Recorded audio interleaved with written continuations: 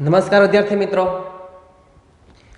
આપણું જે પ્રથમ ચેપ્ટર છે સજીવ વિશ્વ ધ લિવિંગ વર્લ્ડ, એનો અંત ભાગ આપણે થોડોક બાકી છે, જેને આજે આપણે ચર્ચા કરવાની છે. મિત્રો, આ ચેપ્ટરની અંદર આપણે જે વર્ગીકરણની વિવિધ કક્ષાઓ હતી એ તમામ કક્ષાઓ માટે વિસ્તૃત માહિતી મેળવી. કઈ કઈ કક્ષાઓ કે જાતિથી શરૂઆત કરીને છેક સૃષ્ટિ સુધી, જાતિ, પ્રજાતિ, કુળ, ગોત્ર, ત્યાર પછી વર્ગ, સમુદાય અને છેલ્લે સૃષ્ટિ. આ બધી જે વર્ગીકરણની કક્ષાઓ છે, જો આપણે એક લઈએ તો એને કોઈક વર્ગક કહેવાય છે. જાતિ છે તો એક વર્ગક છે, પ્રજાતિ એ પણ એક વર્ગક છે, એમાં દરેક અલગ અલગ વર્ગક છે. બરાબર, તો એના માટે આપણે વિસ્તૃત માહિતી મેળવી લીધી. હવે છેલ્લે થોડુંક જોવાનું બાકી છે ત્યારે કે જેમ આપણે જાતિથી સૃષ્ટિ તરફ જઈએ, નીચેથી ઉપર સુધી, બરાબર, જાતિથી સૃષ્ટિ સુધી જઈએ આપણે, તો સામાન્ય લક્ષણોની સંખ્યા ઘટતી જાય, સરખા લક્ષણોની સંખ્યા ઘટતી જાય. નીચેથી ઉપર તરફ જઈએ આપણે તો સામાન્ય લક્ષણો જે છે, સરખા લક્ષણો છે, એ ઘટતા જાય. એમ સજીવોની સંખ્યા પણ વધતી જશે ને, બરાબર છે. જેમ ઉપર ઉપર આપણે ચાલશું, આગળ હાલશું, જાતિથી આગળ પ્રજાતિ, કુળ, ગોત્ર, વર્ગ, એમ સજીવોની સંખ્યા પણ વધશે. એટલે એમની અંદરના જે સમાનતા ધરાવતા જે લક્ષણો હશે એ ઘટશે. એનાથી ઉલટું જો આપણે સૃષ્ટિથી પ્રજાતિ તરફ નીચે આવીએ, પ્રજાતિ કે જાતિ તરફ નીચે આવીએ, બરાબર, સૃષ્ટિથી પ્રજાતિ તરફ નીચે જઈએ તો સરખા લક્ષણોની સંખ્યા વધતી જાય. એમ સજીવોની સંખ્યા પણ ત્યાં ઘટતી જાય. જે મોટો સજીવ સમૂહ હોય ત્યાં સંખ્યા ઘટતી જાય, એટલે જે સામ્યતા ધરાવતા જે લક્ષણો છે એની સંખ્યા વધતી જાય. બરાબર. બીજું કે આપણે આગળ ઉચ્ચ કક્ષાએ વાત કરીએ તો એક વર્ગકનો સમજો, બરાબર, મહત્વની વાત છે. ઉચ્ચ કક્ષાએ એક વર્ગકનો એ જ સ્તરે બીજા વર્ગક સાથેનો સંબંધ નક્કી કરવામાં વધુ મુશ્કેલી પડે. કઈ રીતે? સ્તર એક જ હોય, વર્ગક એક જ હોય, પણ સજીવ જુદા જુદા હોય, તો એમના વચ્ચે વર્ગીકરણ કરવામાં છે એ વધારે મુશ્કેલી પડે. સમજીએ આપણે, માનો કે અહીંયા આપણે વર્ગ લઈએ તો સસ્તન વર્ગ છે, બરાબર, આ કીટક વર્ગ છે, સમજો મળે. અથવા તો આપણે વાત કરી હતી વર્ગ વખતે કે માનો કે ઉભયજીવી હોય,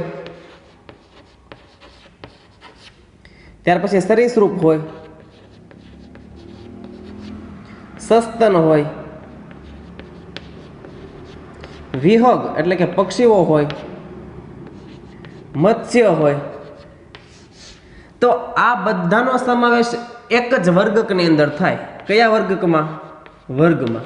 કે મત્સ્ય પણ એક વર્ગ છે, ઉભયજીવી પણ એક વર્ગ છે, સરીસૃપ એક વર્ગ છે, સસ્તન, વિહગ, આ એક વર્ગ જ કહેવાય ને, બરાબર, દરેકને વર્ગ કહેવાય. પણ મત્સ્યની અંદર ને ઉભયજીવની અંદર કેટલો બધો તફાવત હોય, બરાબર. એટલે કે એક વર્ગકનો એક જ સ્તરે, એના એ જ સ્તરે, કે વર્ગકનો એ જ સ્તરે બીજા વર્ગક સાથેનો સંબંધ આપણે નક્કી કરવો હોય, બરાબર, અથવા વર્ગીકરણ કરવું હોય તો એમાં આપણને વધારે મુશ્કેલી પડે. અને એટલા માટે વર્ગીકરણની આ સમસ્યા છે કેવી થાય? જટિલ થાય. બરાબર. કોષ્ટક આપણને એક સરસ મજાનો આપેલો છે તમારા પાઠ્યપુસ્તકમાં, બરાબર, જેની અંદર આપણા સામાન્ય જોવા મળતા એવા મનુષ્ય, ઘરની અંદર જોવા મળતી માખીઓ, આંબો, પછી ઘઉં, આ બધા માટે વર્ગીકરણની કક્ષાઓ આપેલી છે. બરાબર. તો આ સરસ મજાનું જે કોષ્ટક છે એ કોષ્ટક આપણે અહીંયા જોઈ લઈએ. તો એમાં સૌ પ્રથમ આપણે વાત કરીએ મનુષ્ય માટે. તો જો સામાન્ય નામ મનુષ્ય, બરાબર, માણસ, એ તો ખ્યાલ છે ને? હા. એનું વૈજ્ઞાનિક નામ શું છે મનુષ્યનું? હોમો સેપિયન્સ. આપણે નામકરણ વખતે કીધું હતું ને કે પ્રથમ આપણે પ્રજાતિ લખશું અને ત્યારબાદ જાતિ લખશું, બરાબર. એટલે જે પહેલી છે એ શું આવશે? પ્રજાતિ, અને ત્યાર પછી જાતિ, બરાબર. પ્રજાતિનો પ્રથમ અક્ષર છે મોટી લિપિમાં આવશે, ત્યારબાદ બધા અક્ષર છે કેવા આવશે? નાની લિપિમાં આવશે. એ આપણે નામકરણ વખતે જોઈ લીધું. તો હોમો સેપિયન્સ, એની અંદર પ્રજાતિ કઈ થાય? હોમો, બરાબર. કયા કુળમાં સમાવેશ થાય મનુષ્યનો? તો હોમિનીડી કુળમાં સમાવેશ થાય. મનુષ્યનું ગોત્ર કયું? તો પ્રાઇમેટા, એટલે કે પ્રાઇમેટા ગોત્રની અંદર મનુષ્યનો સમાવેશ થાય. કયા વર્ગમાં સમાવેશિત છે? સસ્તન વર્ગમાં. કયો સમુદાય? તો કે મેરુદંડી સમુદાય, મેરુદંડ ધરાવે, બરાબર. આપણે જે પીઠ પાસે જે કરોડ સ્તંભની રચના જે થાય છે ને એની વાત છે. તો એ વાત મનુષ્ય માટે થઈ. એમ હવે જોઈએ તો ઘર માખી, બરાબર, જે માખીઓ આપણે સામાન્ય રીતે જોવા મળતી હોય એની વાત છે. એનું વૈજ્ઞાનિક નામ અથવા તો જીવશાસ્ત્રીય નામ કહેવાય. વૈજ્ઞાનિક અથવા તો કેવું કહેવાય? જીવશાસ્ત્રીય. તો માખીનું વૈજ્ઞાનિક નામ છે મસ્કા ડોમેસ્ટિકા. નામ તો બહુ સરસ મજાનું છે, મસ્કા ડોમેસ્ટિકા. એમાં મસ્કા છે એ એની પ્રજાતિ છે, જુઓ અહીંયા. તો એની જાતિ કઈ થશે? ડોમેસ્ટિકા. એટલે ડોમેસ્ટિકા એની જાતિ, મસ્કા છે એ પ્રજાતિ. માખીનું કુળ કયું? મસ્કીડી કુળમાં સમાવેશિત છે. ગોત્ર છે ડિપ્ટેરા, બરાબર, આ ગોત્રનું નામ છે ડિપ્ટેરા. ગોત્રમાં છે માખીનો સમાવેશ થાય. કીટક વર્ગની અંદર આવે અને એનો સમુદાય છે સંધિપાદ સમુદાય છે. કયો સમુદાય છે? સંધિપાદ. ત્યાર પછી આપણે વાત કરીએ આંબો. સામાન્ય નામ શું કહે આપણે? મેંગો ટ્રી, બરાબર. એનું વૈજ્ઞાનિક નામ છે મેન્જીફેરા ઇન્ડિકા. જુઓ શું નામ છે? મેન્જીફેરા ઇન્ડિકા. તો એની અંદર જે મેન્જીફેરા એની પ્રજાતિ થઈ. પ્રજાતિ કઈ થઈ? મેન્જીફેરા. તો જાતિ કઈ થશે? ઇન્ડિકા, બરાબર. ત્યાર પછી એનું કુળ તો એનાકાર્ડિયેસી. જો નામ થોડુંક ટફ લાગે એવું છે, પણ યાદ રાખવા સિવાય આમાં તો તમને યાદ રાખવા સિવાય બીજો કોઈ ઓપ્શન નથી તમારી પાસે, બરાબર. વિકલ્પોમાં પૂછાઈ શકે. એનાકાર્ડિયેસી કુળની અંદર સમાવેશિત છે આંબો. એનું ગોત્ર છે સેપિન્ડેલ્સ. કયું ગોત્ર છે? સેપિન્ડેલ્સ. વર્ગ દ્વિદળી વર્ગમાં આવશે. અને એનો અહીંયા જો ધ્યાન રાખજો, આંબો વનસ્પતિ છે એટલે સમુદાય શબ્દ નહીં વાપરીએ. શું વાપરશું આપણે? વિભાગ, ડિવિઝન, બરાબર. સમુદાયને આપણે ફાઇલમ કહેતા હતા. તો પ્રાણીઓ હોય ત્યારે સમુદાય, વનસ્પતિ હોય ત્યારે વિભાગ. એટલે એનો કયો વિભાગ છે? આવૃત બીજધારી વિભાગ, બરાબર. એવી રીતે વાત કરીએ તો ઘઉં છે. બહુ ભાખરી ભાવે ને તમને? વૈજ્ઞાનિક નામ આવડે છે? ટ્રિટિકમ એસ્ટિવમ. શું નામ છે? ટ્રિટિકમ એસ્ટિવમ. એમાં ટ્રિટિકમ પ્રજાતિ છે અને એસ્ટિવમ એ એની જાતિ છે. કયા કુળમાં સમાવેશ છે? પોએસી કુળ. યાદ રાખજો, બરાબર. પોએસી, બરાબર. પોએસી કુળની અંદર ઘઉં સમાવેશિત છે. ગોત્ર છે પોએલ્સ. કયું ગોત્ર છે? પોએલ્સ. ત્યાર પછી વર્ગ છે એક દળી, બરાબર. એક દળીની અંદર એનો સમાવેશ થશે. અને એનો વિભાગ કયો છે? આવૃત બીજધારી. તો આ વાત છે તમારા કોષ્ટક માટે એના વર્ગીકરણની માહિતી. સામાન્ય અમુક જે આપણે જે પ્રચલિત છે એમની માહિતી થઈ. તો મિત્રો ટૂંકમાં ફરી વખત એ વાત અહીંયા આપણે સમજી લેવાની છે કે સમાન જાતિઓનો સમૂહ ભેગો મળીને શું બને? પ્રજાતિ. એમ સમાન લક્ષણો ધરાવતી પ્રજાતિ હોય તો એ ભેગી મળીને શું બને? કુળ બનશે. સમાન લક્ષણો ધરાવતા કુળ હોય એ ભેગા થઈને શું બને? ગોત્ર બને, બરાબર. આમ સમાન લક્ષણો ધરાવતા ગોત્ર હોય તો એમાંથી શું બનશે? વર્ગ બનશે. અને સમાન વર્ગો દ્વારા શું બને? સમુદાય. પ્રાણી હોય તો વનસ્પતિ, તો વિભાગ.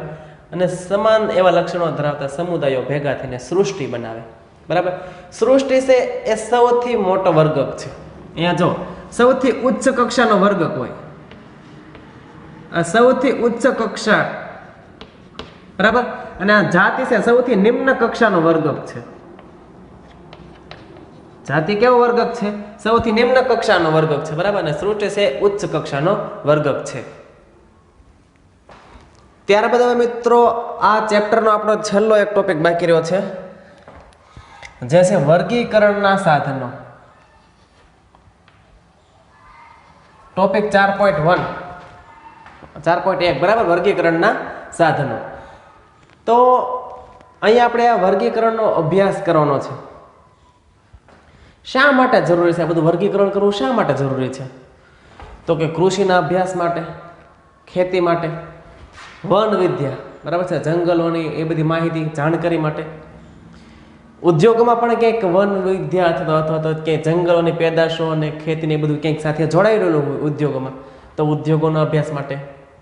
આ ઉપરાંત જૈવિક સ્ત્રોતો અને જે જૈવ વિવિધતા છે, આ જૈવ વિવિધતાની જાળવણી માટે આપણે વર્ગીકરણનો અભ્યાસ કરવો જરૂરી છે, બરાબર. એટલા માટે આપણે વર્ગીકરણ કરવું પડે. અને જો આ વર્ગીકરણનો આપણે અભ્યાસ કરવો હોય તો એના માટે આપણે સજીવોનું સાચું વર્ગીકરણ જોઈએ અને સજીવોની ઓળખ વિધિ જોઈએ, તો આપણે એમનું વર્ગીકરણ સમજી શકીએ. અને આ ઓળખ વિધિ માટે શું થાય? સજીવોનું સાચું વર્ગીકરણ જોઈએ છે અથવા તો સજીવોની આપણે ઓળખ વિધિ કરવી છે, તો એ ઓળખ વિધિ માટે આપણે કાં તો સુસજ્જ પ્રયોગશાળા જોવે, અથવા જે તે ક્ષેત્રમાં, જે તે વિસ્તારમાં જે વનસ્પતિઓ, પ્રાણીઓ જોવા મળતા હોય તો એ ક્ષેત્રનો અભ્યાસ અહીંયા જરૂરી છે, આવશ્યક છે, બરાબર.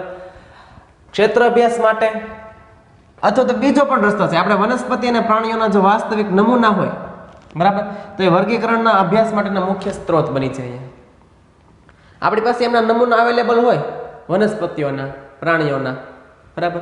તો એ નમૂનાથી પણ આપણે વર્ગીકરણનો અભ્યાસ કરી શકીએ. એની બાહ્યાકાર વિદ્યા હોય, એની બાહ્ય રચના હોય, વનસ્પતિ હોય તો એના પુષ્પ એવી બધી રચના હોય, એના માટે આપણે વાત કરી શકીએ અથવા તો વર્ગીકરણ કરી શકીએ.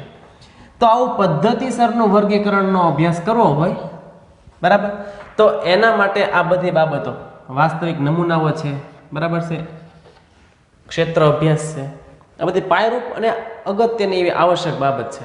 તો જ આવો આપણે પદ્ધતિસરનું વર્ગીકરણ કરી શકીએ.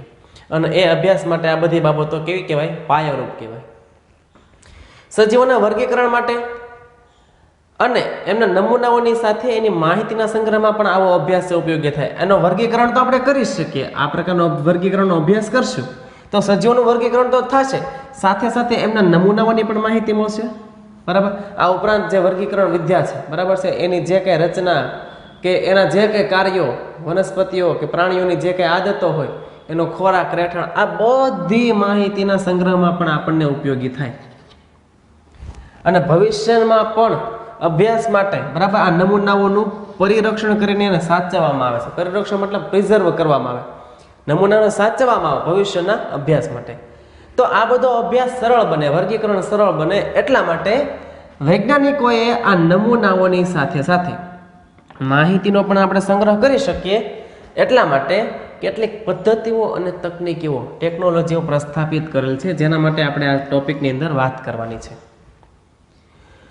વર્ગીકરણના સાધનો માટે વાત કરવાની છે, પણ એ વર્ગીકરણનો શા માટે જરૂરિયાત છે તો એ ટોપિક અહીંયા આપણે છે, બરાબર. એની ઓળખ વિધિ કરવા માટે, ભવિષ્યમાં પણ એના માટે જાણવા માટે, એનો માહિતીનો સંગ્રહ કરવા માટે, એ બધા માટે છે વર્ગીકરણ આવશ્યક છે. તો કેટલીક અહીંયા પદ્ધતિઓ આપણને વર્ગીકરણની આપેલી છે, બરાબર, જેને આપણે એક પછી એક વિસ્તૃત જોઈએ, બરાબર. તો એમાં સૌ પ્રથમ પદ્ધતિ છે વનસ્પતિ સંગ્રહાલય. સૌ પ્રથમ આપણે શીખવાનું છે વનસ્પતિ સંગ્રહાલય, જેને કહેશું આપણે હર્બેરિયમ હાઉસ. શું કહેશું? હર્બેરિયમ હાઉસ, અથવા તો તમે હર્બેરિયમ પણ કહી શકો. તો હર્બેરિયમમાં શું હોય તો કે હર્બેરિયમ હાઉસની અંદર વિવિધ સ્થળેથી, જુદા જુદા સ્થળેથી એકત્રિત કરેલા વનસ્પતિના નમૂનાઓને રાખવામાં આવે. નમૂનાઓનું સંગ્રહ સ્થાન છે કે વિવિધ સ્થળેથી જે વનસ્પતિઓ એકત્રિત કરેલી છે, બરાબર, એવા નમૂનાઓનું સંગ્રહ સ્થાન છે. અહીંયા એક વાત યાદ રાખવી કે આ જે નમૂના હશે એ મૃત નમૂના હોય. કેવા હોય? મૃત નમૂના, એટલે કે મૃત નમૂનાઓ માટેનું સંગ્રહ સ્થાન છે. કઈ રીતે સંગ્રહ કરેલો હોય તો અહીંયા હર્બેરિયમ શીટ બનાવેલી હોય અને હર્બેરિયમ શીટ ઉપર આ બધા નમૂનાઓનો સંગ્રહ કરવામાં આવે. તો વળે પાછળ થાય કે હર્બેરિયમ શીટ એટલે શું? હર્બેરિયમ શીટ કેવી રીતે બને, એ કેવી હોય તો સમજીએ. તો હર્બેરિયમ શીટ માની લો કે કોઈ એક કાગળ હોય, કોઈ ચાર્ટ અથવા તો પેપર, આપણે કોઈ એવું, બરાબર, સારી ગુણવત્તાનું. તો હર્બેરિયમ શીટ બનાવવા માટે આપણે પદ્ધતિ જોઈએ, અને હર્બેરિયમ શીટમાં જે નમૂનાઓનો સંગ્રહ કરવામાં આવશે અથવા જે નમૂનાઓ ગોઠવવામાં આવશે એ જે વિશ્વ માન્ય વર્ગીકરણ પદ્ધતિ મુજબ ગોઠવવામાં આવે, બરાબર. એની આખી મેથડ હોય અને એ મેથડ પ્રમાણે જ આ નમૂનાઓનો છે એ હર્બેરિયમ શીટ ઉપર સંગ્રહ કરવામાં આવે. એટલે આપણે કીધું કે વિશ્વ માન્ય પદ્ધતિ મુજબ એને ગોઠવવામાં આવતા હોય. જોઈએ આપણે કે કઈ રીતે હર્બેરિયમ શીટ બનાવી શકાય. તો એના માટે અમુક સ્ટેપ છે કે સ્ટેપ બાય સ્ટેપ છે હર્બેરિયમ શીટ તૈયાર કરવામાં આવે. સૌ પ્રથમ કયો તો કે એકત્રીકરણ. કોઈ પણ સ્થળેથી છે એ નમૂનાઓને એકત્રિત કરવામાં આવે. વનસ્પતિની ડાળ હોય, બરાબર છે, ફૂલ હોય કે નાનકડો એવો છોડ હોય, તો એને છે એકત્રિત કરવામાં આવે કોઈ જગ્યાથી, જેને આપણે કહીએ કલેક્શન. એટલે પહેલો તબક્કો આપણી પાસે થશે કલેક્શન, બરાબર. એટલે સૌ પ્રથમ એનું કલેક્શન થાય. કલેક્શન કરીને પછી એને દાબન કરવામાં આવે, એટલે પ્રેસિંગ કરવામાં આવે. દાબન મતલબ કોઈ કાગળો વચ્ચે કે કોઈ પુસ્તકો વચ્ચે કે એવી રીતે આપણે દબાવીને એને મૂકવાનું હોય, પ્રેસ કરીને દાબન, બરાબર. એટલે આપણે કહીશું ને પ્રેસિંગ. તો બીજો તબક્કો થાય દાબન. ત્યાર પછી શુષ્કન. એની અંદર રહેલું જે પાણી કે એવું કંઈ જે હશે એને સૂકવવામાં આવે, એટલે શુષ્કન કરવામાં. એટલે કે એની જે કંઈ નમૂનો હશે, બરાબર, એને ફરતે કાગળ અથવા બ્લોટિંગ પેપર છે રાખી દેવામાં, જેથી એનું પાણીનું એનું શોષણ થાય. હવે જે કાગળો હશે ને એ ડેઈલી બદલવા પડે, જેથી કરીને એ અંદર રહેલું બધું પાણી છે એનું શોષણ કરી શકે, બરાબર. એટલે પછી આવે શુષ્કન, એટલે કે ડ્રાઈંગ. પહેલા કલેક્શન, પછી પ્રેસિંગ, પછી ડ્રાઈંગ, શુષ્કન. જોઈને તડકામાં ન સૂકવી શકાય, ને કે આપણે એમ થાય કે આવું બધું કરો, પુસ્તક પછી દબાવવું ને પછી દરરોજ બ્લોટિંગ પેપર કે જે કાગળ છે રોજ બદલવાના, એ રીતે આપણે એનું શુષ્ક કરવું, તો તડકા મૂકી દઈએ તો તડકા મૂકી દઈએ તો એને કલર એવું બધું જતું રહે, કલર ઉડી જાય, બરાબર. આમાં છે આ પદ્ધતિથી કલર છે જળવાય રહે એટલા માટે. તો પછી નમૂનો શુષ્ક થઈ જાય અમુક દિવસ પછી, ત્યાર પછી એનું આરોપણ કરવામાં આવે. આરોપણ એટલે કે એને જે પેલું કાગળ હર્બેરિયમ શીટ હોય, બરાબર, એ હર્બેરિયમ શીટ ઉપર એને લગાવવામાં આવે. સેલો ટેપની મદદથી પણ લગાવી શકાય. જો આરોપણ છે, બરાબર, જેને માઉન્ટિંગ કહેવાય, તો સેલો ટેપ એનાથી પણ લગાવી શકાય, અથવા તો દોરા વડે, બરાબર, ટાંકા લેવામાં આવે.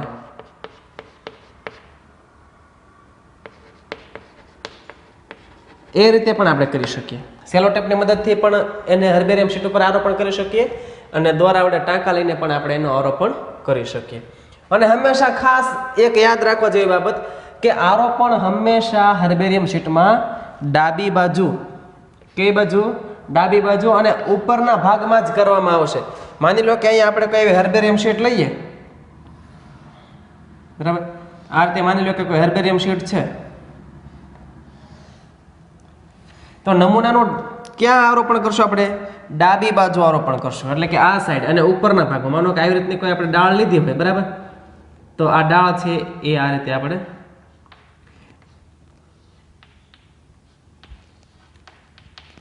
ડાબી બાજુ અને ઉપરના ભાગમાં છે એનું આરોપણ કરવામાં આવશે. તો એ વાત છે આરોપણ. ત્યાર પછી છે નિદર્શન. નિદર્શન એટલે છે લેબલિંગ, નામકરણ કરવું. જો આરોપણ પતે પછી શું કરવાનું? એનું નામકરણ કરવાનું છે, લેબલિંગ કરવાનું, લેબલ મારવાનું. લેબલિંગમાં શું શું આવશે? તો લેબલિંગ પહેલા તો થશે ક્યાં? તો લેબલિંગ થશે જમણી બાજુ. આરોપણ ક્યાં કર્યું? ડાબી બાજુ ઉપરના ભાગમાં. લેબલિંગ થશે જમણી બાજુ નીચેના ભાગમાં.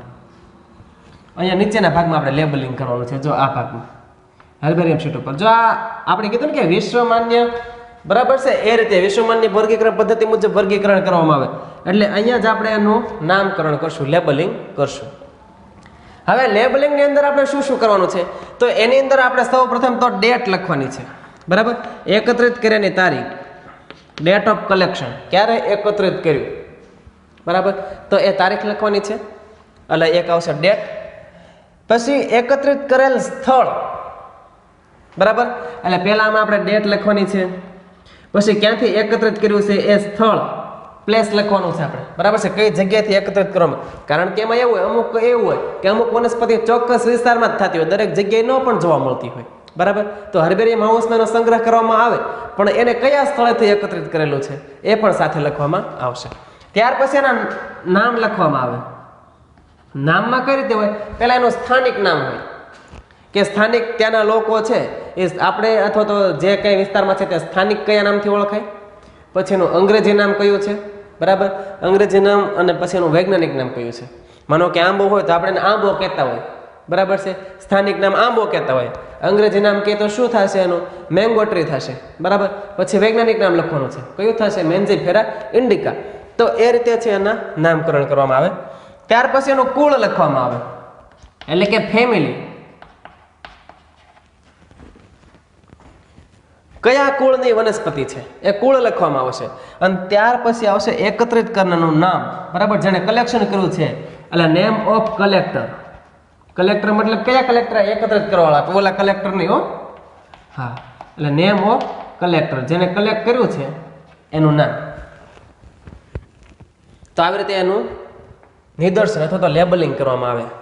હવે નામકરણ થઈ જાય પછી એનું પરિરક્ષણ કરવા માટે, એને પ્રિઝર્વ કરવા માટે એના ઉપર વિષાક્તન કરવામાં આવે. જોઈ લેજો પરિરક્ષણ. તો પરિરક્ષણ માટે શું કરવામાં આવે? વિષાક્તન, પોઈઝનિંગ કરવામાં આવે, બરાબર. ક્લોરોફોર્મ હોય, બરાબર છે, એની અંદર સાચવવામાં આવતા હોય.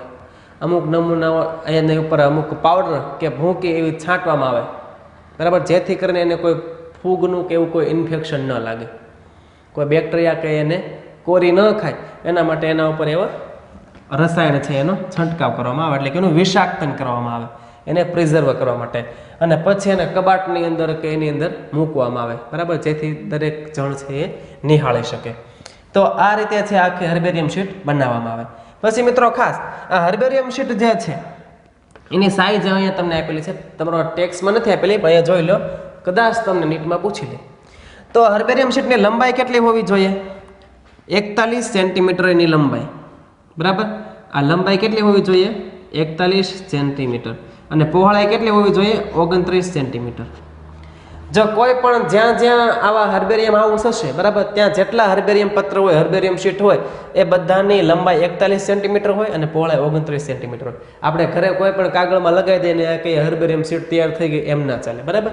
એ વિશ્વમાન્ય વર્ગીકરણ પદ્ધતિ મુજબ તૈયાર કરવામાં આવે. ત્યાર પછી વિશ્વનું સૌથી મોટું હર્બેરિયમ ક્યાં આવેલું છે? ઇંગ્લેન્ડમાં છે. ક્યાં છે? ઇંગ્લેન્ડમાં.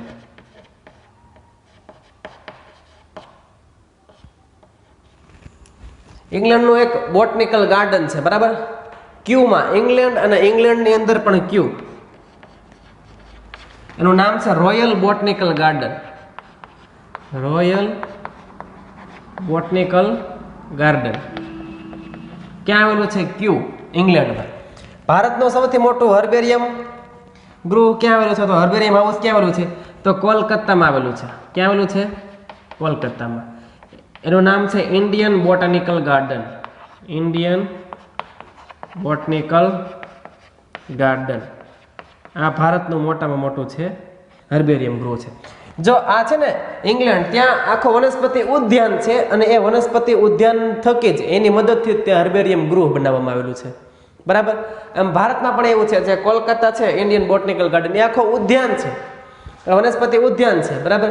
અને એના આધારે ત્યાં જ એવું હર્બેરિયમ હાઉસ વિકસાવવામાં આવ્યું છે. વનસ્પતિ સંગ્રહાલય પછી હવે બીજા નંબરનો છે વનસ્પતિ ઉદ્યાનો.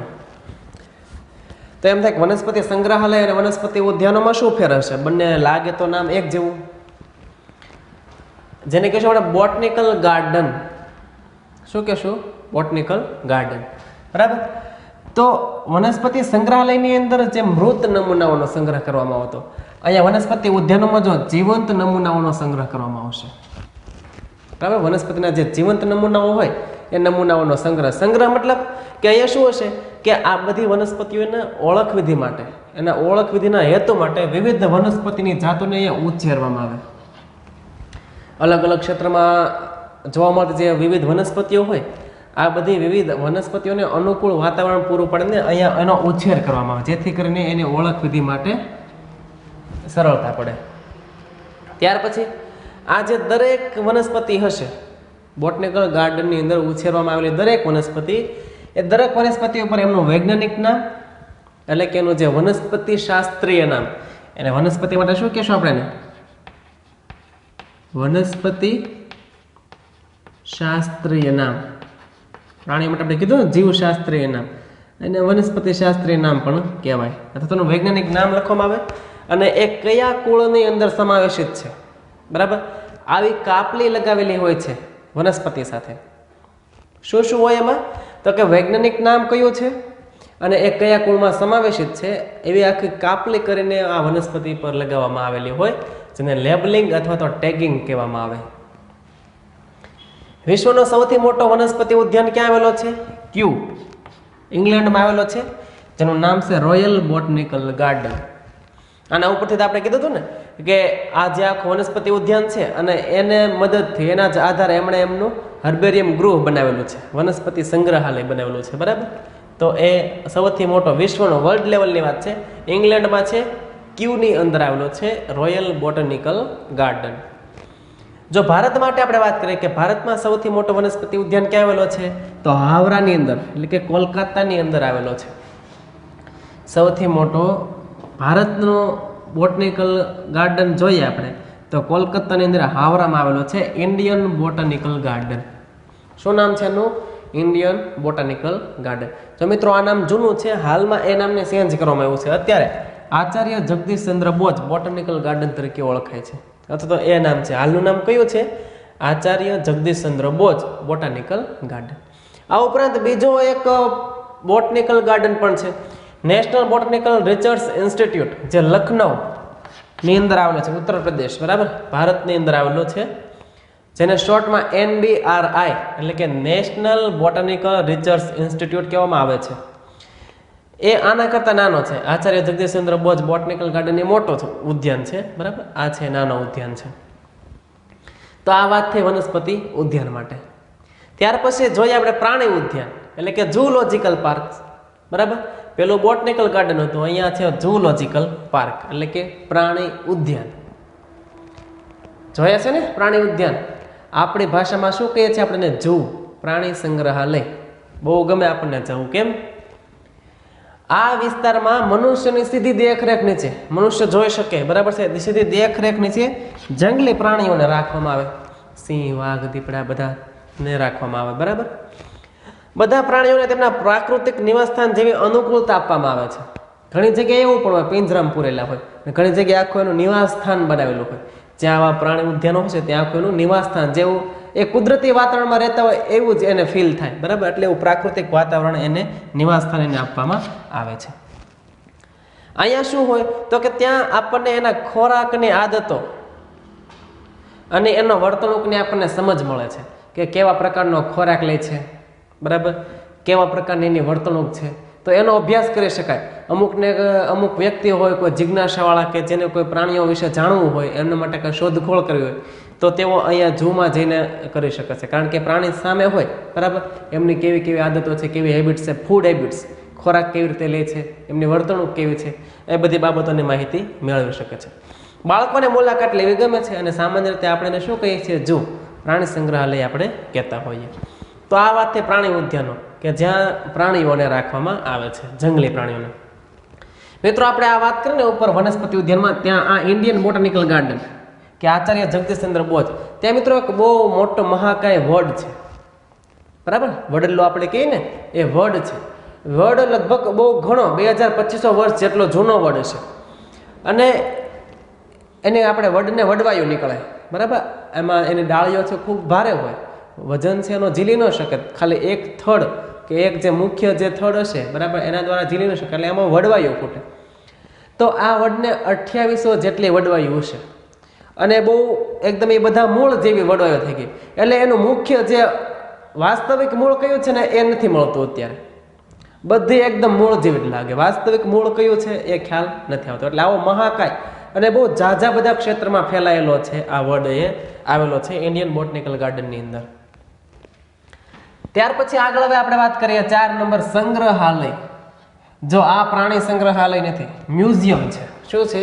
મ્યુઝિયમ, બરાબર. અહીંયા જેમ જીવંત પ્રાણીઓના નમૂના હતા ને, અહીંયા કેવા નમૂના હશે? મૃત નમૂના હશે, બરાબર. જોઈએ આપણે એના માટે કે વનસ્પતિઓ, પ્રાણીઓ અને અશ્મિઓના નમૂનાઓનો અભ્યાસ માટે સંગ્રહ કરવામાં આવે છે. વનસ્પતિઓ, પ્રાણીઓ તો સમજાય, અશ્મિઓ કે જે પ્રાણીઓ લુપ્ત થઈ ગયા છે, બરાબર, એમના કંકાલ તંત્રો હોય તો એ, અથવા તો અમુક જમીનમાં એમ દટાયા હોય અને એની જે છાપ ઉપસી આવી હોય ને, બરાબર, આખા એના શરીરની છાપ ઉપસી હોય ને તો એને અશ્મિઓ કહેવાય. તો એ છાપને રાખવામાં આવે, બરાબર.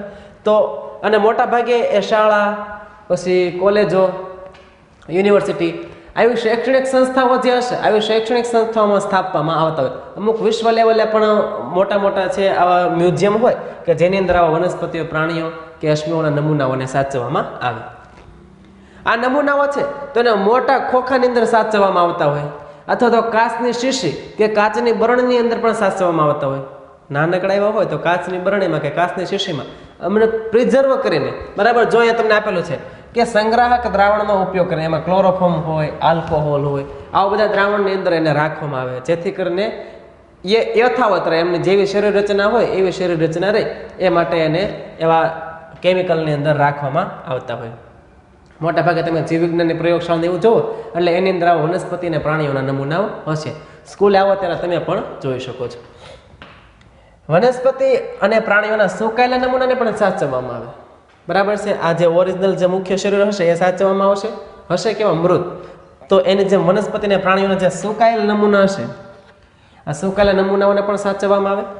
જો કીટકોને પકડીને કીટ બોક્સમાં પિન મારીને રાખવામાં આવે, બરાબર છે. એટલે કે પહેલા કિલિંગ કરવામાં આવે પકડીને, પછી એને પિનિંગ એટલે કે પિન મારીને રાખવામાં આવે. બોક્સ હોય, બરાબર, કીટ બોક્સ કહેવાય ને, એ કીટ બોક્સની અંદર પિન મારીને એને રાખવામાં આવે. તો કીટકો માટે કીટ બોક્સ હોય.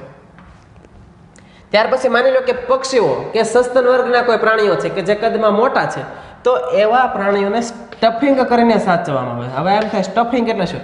તો સ્ટફિંગ એટલે શું? તો કે એના શરીરની અંદરના જે દેહ ધાર્મિક અંગો છે, બરાબર, આ દેહ ધાર્મિક અંગો દૂર કરવાના અને એના શરીરની અંદર રૂ એટલે કે કોટન છે, પછી વૂલ એટલે ઊન છે, વનસ્પતિનો ભૂકો છે, આવું બધું ભરી દેવામાં આવે, બરાબર. એટલે જેથી કરીને અને એમાં પણ અમુક એવા રસાયણ કેમિકલ છે એનો છંટકાવ કરવામાં આવે, એવા પદાર્થ લગાવવામાં આવે કે જેનાથી એના પર ફૂગ ન લાગે અથવા કોઈ બેક્ટેરિયા ન લાગે, બરાબર. તો એ રીતે એને સાચવવામાં આવે, એટલે સ્ટફિંગ કરવામાં આવે. ઊન, બરાબર, કે રૂ, કપાસ અથવા તો વનસ્પતિનો ભૂકો એવું બધું એની અંદર ભરી દેવામાં આવે. શરીરના બીજા જે દેહ ધાર્મિક અંગો હોય અંદરના એ બધા દૂર કરી દેવામાં આવે. એટલે બહારથી આપણે દેખાવ જોઈએ એટલે એકદમ જે ઓરિજિનલ જેવું પ્રાણી હોય એવું વાસ્તવિક પ્રાણી આપણને દેખાય, બરાબર. તો આવું બધું અંદર આવો બધો મસાલો ભરીને રૂ ને ઊન ને વનસ્પતિનો ભૂકો અને આ બધો મસાલો ભરીને પછી શરીરને એને ટાંકા લઈ લેવામાં આવે, બરાબર. ટાંકા લઈને સાચવવામાં આવે. ઘણા તમે મૂવીમાં એમાં જોયું ને પહેલા જૂના કે રાજા મહારાજાનો બહુ શોખ હતા બધા હરણિયા ને એવું બધું સાચવવાનું. તો ઘણી જગ્યાએ હરણને અડધા હોય, હરણ ને પેલા કાળિયાર ને અડધા અમુક ને સિંહ ને એવું રાખેલું હોય. તો કોઈકમાં અડધા શરીર રાખેલા હોય, કોઈક જગ્યાએ પૂરા શરીર સાચવેલા હોય, બરાબર. તો એ રીતે સ્ટફિંગ કરીને સાચવી શકાય. પછી બીજું કે મ્યુઝિયમની અંદર ક્યારેક આવા પ્રાણીઓના કંકાલ તંત્રો પણ રાખવામાં આવે. છૂટા અમુક અસ્થિઓ હોય, બરાબર, ઉપાંગો ને એવું, તો એવું પણ રાખવામાં આવે. આખું કંકાલ તંત્ર હોય, સ્કેલેટન, તો એને પણ સાચવવામાં આવે છે. તો આ વાત થઈ મ્યુઝિયમ માટે. વર્ગીકરણના સાધનોમાં આજે છેલ્લું પદ્ધતિ છે ઓળખ ચાવી, આઈડેન્ટિફિકેશન કી, બરાબર. ઓળખ ચાવી. તો ઓળખ ચાવીમાં શું હતું કે વનસ્પતિ અને પ્રાણીઓને સમાનતા અને અસમાનતા એના આધારે એને ઓળખ માટે અથવા તો ઓળખ વિધિ માટેનો જે આખું વર્ગીકરણનો એક બીજો સ્ત્રોત અથવા તો બીજો આધાર છે કે વનસ્પતિની વાત આવતી હોય તો વનસ્પતિમાં કઈ કઈ સમાનતાઓ છે એવું એક લક્ષણ પસંદ કરવામાં આવે. પ્રાણીઓ હોય તો પ્રાણીઓ માટે કે સમાનતા અને અસમાનતાનું કોઈક લક્ષણ પસંદ કરવામાં આવતું હોય. અને ઓળખ ચાવીમાં છે ને સામાન્ય રીતે હંમેશા જોડમાં રહેલા જે લક્ષણો હોય, વિરોધાભાસી એકદમ લક્ષણો હોય કે મેરુદંડ, તો મેરુદંડ હાજર છે કે ગેરહાજર છે. પાંખ, તો પાંખ હાજર છે કે ગેરહાજર છે. આમ લક્ષણ એક પણ સ્પષ્ટ વિરોધાભાસી હોય ને એવા લક્ષણોને અહીંયા પસંદ કરવામાં આવે, જેને એ જોડમાં હોય એટલે યુગ્મક અથવા તો કપલેટ કહેવામાં આવે, બરાબર. જોડમાં લક્ષણો છે એટલે શું કહેવાય ને, યુગ્મક અથવા તો કપલેટ. ચાવીમાં એ બે વિરોધાભાસી વિકલ્પોમાંથી વચ્ચેની પસંદગી રજૂ થાય કે કોઈ પણ એક વિકલ્પ છે એમાં સ્વીકારવામાં આવે અને બીજા વિકલ્પનો અસ્વીકાર કરવામાં આવે. એટલે કે કોઈ એકને જ પસંદ કરવાનો છે. માનો કે આપણે લીધું કે પાંખ, તો પાંખ પસંદ કરવાની કે પાંખ હાજર છે કે પાંખ ગેરહાજર છે. મેરુદંડ, તો મેરુદંડ હાજર છે કે મેરુદંડ ગેરહાજર છે, બરાબર. આમ એક વિકલ્પને સ્વીકારવાનો છે અને એક છે બીજો છે એ અસ્વીકાર્ય બનશે. તો સાયુમાં જે આ બધી માહિતી આપેલી હોય, જે બધા વાક્યો લખેલા હોય, એ બધા વાક્યોનો શું કહેવાય, માર્ગદર્શિકા કહેવાય, જાહેર નિરૂપણ કહેવાય. તમને પૂછેલું હોય કે પાંખ એક લક્ષણ છે, પહેલા એક લક્ષણ હોય ઝાલર, કે હાજર છે કે ગેરહાજર છે.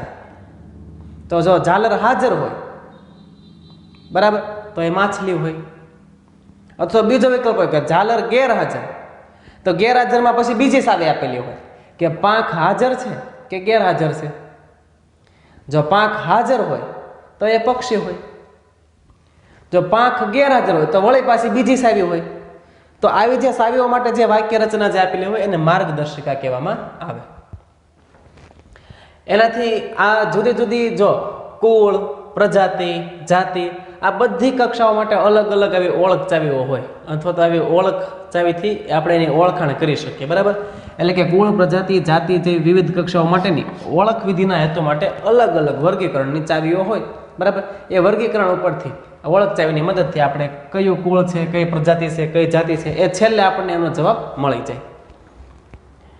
પછી ચાવીઓ સામાન્ય વિશ્લેષણાત્મક પ્રકૃતિ એટલે અલગ અલગ છૂટી છૂટી છે લક્ષણો છે, જુદા જુદા લક્ષણોની પ્રકૃતિ ધરાવે. એમાંથી આપણે જુદા જુદા લક્ષણોને આધારે ઓળખ કરવાની હોય એટલે એને કીધું વિશ્લેષણાત્મક. આ ઉપરાંત પણ વનસ્પતિનું હજુ વધારે કંઈક નોંધનીય વર્ગીકરણ કરવું હોય તો એના માટે બીજા અન્ય ઉપાયો પણ ઉપલબ્ધ છે, જેવા કે ફ્લોરા છે, મેન્યુઅલ છે, મોનોગ્રાફિક્સ છે અને કેટેલોગ છે, બરાબર. તો ફ્લોરા શું, એક પ્રકારની બુક જ હોય, બરાબર. બુક અથવા તો પુસ્તક સ્વરૂપે કે એમાં વનસ્પતિઓની યાદી હોય. કેવી વનસ્પતિઓ કે આપેલા વિસ્તારમાં અથવા તો કોઈ એવો ચોક્કસ વિસ્તાર છે તો એ ચોક્કસ વિસ્તારની અંદર વનસ્પતિનું કુદરતી નિવાસ સ્થાન અને એના વિતરણનો અહેવાલ આપેલો કે આ વનસ્પતિ કેટલા અથવા તો કેટલા જગ્યાએ આવેલી છે અથવા તેનું કુદરતી નિવાસસ્થાન કેવું છે એનો અહેવાલ આપેલો હોય. અને ચોક્કસ વિસ્તારમાં જે જોવા મળતી વનસ્પતિઓ હોય એના વિશેની એની અંદર નિર્દેશિતા આપેલી હોય તો એની જાહેરાત કરેલી હોય કે આ વનસ્પતિ છે તો એ ભાઈ ચોક્કસ વિસ્તારમાં જોવા મળશે, કયા વિસ્તારમાં જોવા મળે એની માહિતી હોય. ત્યાર પછી મેન્યુઅલ એટલે પરિચય પુસ્તિકા. તો પરિચય પુસ્તિકામાં પણ એવું છે, પણ એમાં તો કોઈ પણ વિસ્તારમાં જોવા મળતી જે વનસ્પતિ હોય બરાબર એની યાદી આપેલી હોય બરાબર, એટલે એના જાતિઓના નામની ઓળખ માટે હોય. જે તે વિસ્તારમાં જોવા મળતી વનસ્પતિને જાતિઓના નામ માટે બરાબર, નામની ઓળખ માટે. ફ્લોરા હોય તો ચોક્કસ વિસ્તારમાં જોવા મળતી વનસ્પતિ માટે. મેન્યુઅલ એટલે કે પરિચય પુસ્તિકા હોય તો જે તે વિસ્તારમાં જોવા મળતી જે વનસ્પતિ છે એના નામની ઓળખ માટે. ત્યાર પછી છે મોનોગ્રાફ્સ એટલે કે લઘુ પુસ્તિકા. તો લઘુ પુસ્તિકામાં શું હોય તો એમાં કોઈ એક વર્ગીકીની માહિતી હોય, ફક્ત એક વર્ગીકીની. કુળ તો બધા કુળ માટે માહિતી હોય, ગોત્ર તો ગોત્ર માટે માહિતી હોય, વર્ગ તો વર્ગ માટે માહિતી હોય બરાબર છે.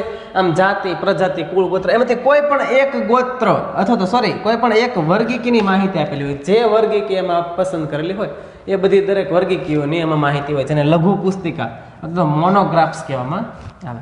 ત્યાર પછી કેટેલોગ છે. તો કેટેલોગ પણ એવું પુસ્તક ટાઈપનો જ આખું પ્રોડક્ટ છે બરાબર. એમાં શું હોય તો કે વનસ્પતિઓની આખી પદ્ધતિસરની સૂચિ આપેલી હોય, કઈ વનસ્પતિ છે એના નામની સાથેની વ્યવસ્થિત આખી એની ઓળખ થઈ શકે એવી રીતની માહિતી આપેલી હોય. તો આ વાત થઈ ઓળખ ચાવી માટે. તો મિત્રો આ બધા જે વનસ્પતિ સંગ્રહાલય છે, વનસ્પતિ ઉદ્યાલય છે બરાબર, ઉદ્યાન છે, પ્રાણી ઉદ્યાન છે, મ્યુઝિયમ છે, ઓળખ ચાવી છે, તો એ બધું વર્ગીકરણ કરવા માટેની પદ્ધતિઓ છે બરાબર. આશા રાખું કે આ બધી પદ્ધતિઓ તમને છે વ્યવસ્થિત સમજાઈ ગઈ છે. તો મિત્રો આ વિડીયોની સાથે સાથે આપણે આ પ્રકરણને પણ અહીંયા પૂર્ણ કરીએ છીએ બરાબર. હવે ફરી વખત મળશું ત્યારે કોઈ બીજા નવા ચેપ્ટર સાથે મળીશું બરાબર. જો મિત્રો કોઈ પણ જાતનું કન્ફ્યુઝન હોય તો તમે કોમેન્ટ બોક્સમાં જણાવી દેજો. Thank you. જય હિન્દ.